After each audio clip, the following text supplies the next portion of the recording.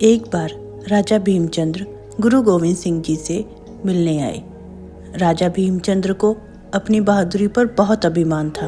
राजा भीमचंद्र मेहमान बनकर गुरु गोविंद सिंह जी के पास कुछ दिन रहने लगे, क्योंकि वह गुरु गोविंद सिंह जी को अपनी बहादुरी के कारनामे दिखाना चाहते थे और उनको हैरान करना चाहते थे। राजा भीमचंद्र को अपनी बहादुरी दिखाकर लोगों से प्रशंसा करवाना बहुत अच्छा लगता था। एक बार गुरु गोविंद सिंह जी ने राजा भीमचंद्र से कहा, आप हमारे साथ शिकार पर चलो। गुरु जी के मुंह से यह बात सुनकर राजा भीमचंद्र बहुत खुश हुए, क्योंकि उन्हें अपनी बहादुरी पर बहुत अभिमान था। वह खुद को सबसे बहादुर और शक्तिशाली समझते थे। उन्हें अपनी बहादुरी दिखाने का बहुत शौक था। राजा भीमचंद्र अपने राज्य से अपने साथ कुछ सिपाही लेकर आए थे। उन्होंने उन सिपाहियों को अपने साथ शिकार पर चलने को कहा। गुरु गोविंद सिंह जी भी अपने 5 साथियों को लेकर शिकार पर गए। गुरु जी के साथियों के हाथों में भाले और तलवारें थीं। सभी लोग जंगल में पहुंचे। गुरु जी के साथियों ने जंगल में पहुंचकर जोर जोर से आवाजें निकालनी शुरू कर दी। परंतु जिस शेर की तलाश में गुरु गोविंद सिंह जी अपने साथियों के साथ जंगल में आए थे, उस शेर का कहीं पर भी पता नहीं लगा। शाम हो गई थी। राजा भीमचंद्र को भी थकावट महसूस होने लगी थी। वह गुरुजी को वापस चलने को कहने लगे, परंतु गुरुजी अभी भी शेर की तलाश में थे। गुरुजी शिकार को पूरा किए बिना वापस नहीं जाना चाहते थे, क्योंकि वह शेर एक आदमखोर शेर था। उसने उस इलाके में बहुत से लोगों को और जानवरों को मार दिया था। आसपास के गांव के लोगों ने गुरुजी से शेर को मारने के लिए सहायता मांगी थी।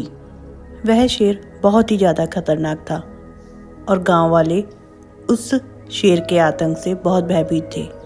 जब भीमचंद को इस बात का पता लगा कि वह किसके शिकार पर आए हैं, वह भीतर से बहुत ही ज़्यादा घबरा गया।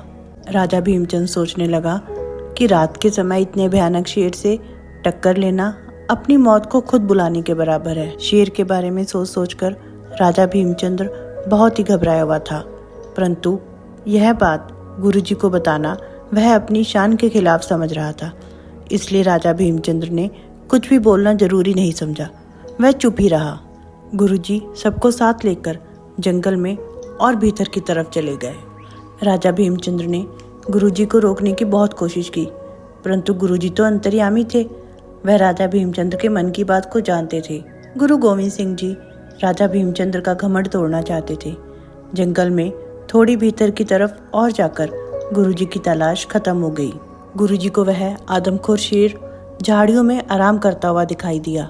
वह शेर तो झाड़ियों में छिपा हुआ था, परंतु उसकी पूंछ झाड़ियों से बाहर थी। उसकी लंबी और मोटी पूंछ को देखकर इस बात का अंदाजा लगाया जा सकता था कि वह शेर कितना बड़ा, ताकतवर और भयानक है। शेर बहुत ही बेफिक्र होकर झाड़ियों में आराम कर रहा था।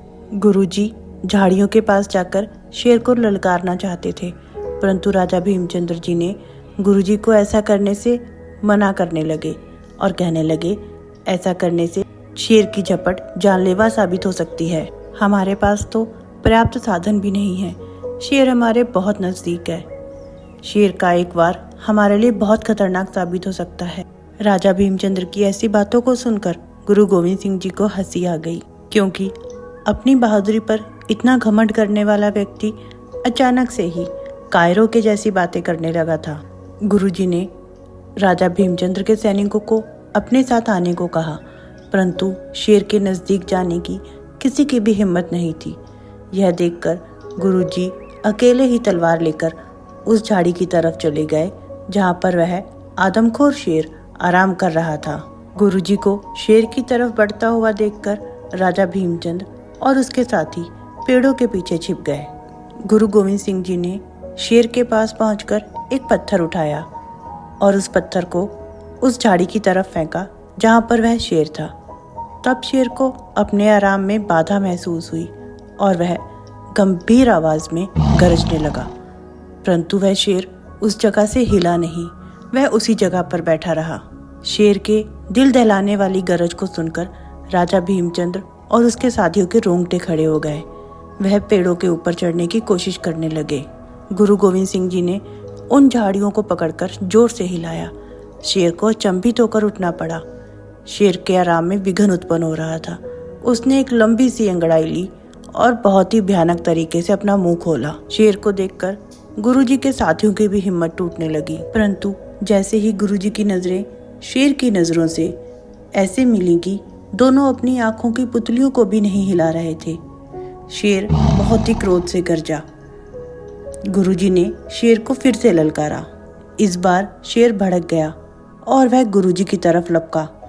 राजा भीमचंद्र और उसके साथियों ने अपनी आंखें बंद कर ली, परंतु गुरु गोविंद सिंह जी ने शेर का वार अपनी तलवार और ढाल से गर्दन के पास ही रोक लिया और अपने पैरों को मजबूती से धरती पर जमाकर अपनी तलवार के साथ एक जोरदार वार शेर पर किया।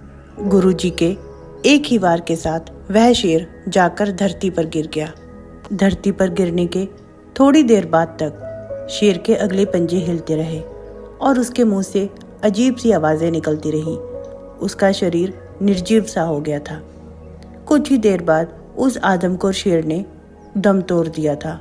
शेर के विशालकाय शरीर से खून निकलकर जमीन पर बिखरने लगा। राजा भीमचंद्र यह सारी घटना अपनी आंखों से देख रहा था। राजा भीमचंद्र को विश्वास ही नहीं हो रहा था कि कोई मनुष्य इतने विशालकाय शेर को केवल तलवार और ढाल की सहायता से ही मार सकता है। वह तो गुरुजी को अपनी बहादुरी दिखाने आया था, परंतु गुरुजी की शेर के साथ हुई मुठभेड़ को देखकर वह खुद आश्चर्यचकित हो गया था। राजा भीमचंद्र का इस घटना पर विश्वास करना बहुत मुश्किल था, परंतु उसने यह सब अपनी आंखों से देखा था। वह बिना कुछ बोले चुपचाप गुरुजी के पास गया। गुरुजी के साथ आए उनके सैनिकों ने शेर के निर्जीव शरीर को संभाला। दोस्तों, मनुष्य को हमेशा हर मुसीबत का सामना बहुत ही बहादुरी से करना चाहिए। अगर हम किसी भी मुसीबत का बिना घबराए बहादुरी से निडरता से सामना करेंगे तो वह मुसीबत बहुत छोटी रह जाएगी। तो दोस्तों, आपको हमारी आज की साखी कैसी लगी? आप हमें कमेंट बॉक्स में ज़रूर बताएं और प्लीज़ लाइक, शेयर और सब्सक्राइब जरूर किया कीजिए। कल फिर से मिलते हैं एक नई साखी के साथ।